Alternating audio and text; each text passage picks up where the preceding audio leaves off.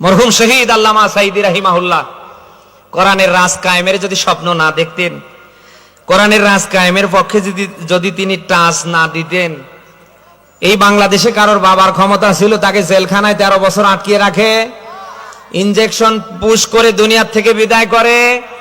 বলেন না কেন? জামাতে ইসলামীর প্রথম সারির 1 থেকে 12 জন আলেমকে হত্যা করা হয়েছে। কথা না বলে বুঝি কি করে? আল্লাহর কোরআনের রাজ কায়েমের পক্ষে যদি তারা হাত না রাখতো, এদেশের কোন মানুষ কি তাদের নামে মিথ্যে মামলা দিয়ে তাদের ফাঁসি দিয়ে মারতে পারত? বলেন। অতএব আপনি কিসের দাওয়াতি কাজ করেন আর বলেন আমি নবীওয়ালা কাজ করি? নবীওয়ালা কাজ যারা যেখান থেকে করেছে প্রত্যেকের উপরে জুলুম, অত্যাচার, টর্চার এসেছে। কথা না বলে বুঝি কি করে? যারা নবীওয়ালা কাজ বলে আজ খালি বিভিন্ন জায়গায় আড়াল হবার চেষ্টা করেছেন, আপনার এটা নবীওয়ালা কাজ না, এটা খাওয়ার ধান্দা। বলেন না কেন? নবীওয়ালা কাজ করতে গেলে মার আছে না নেই? এই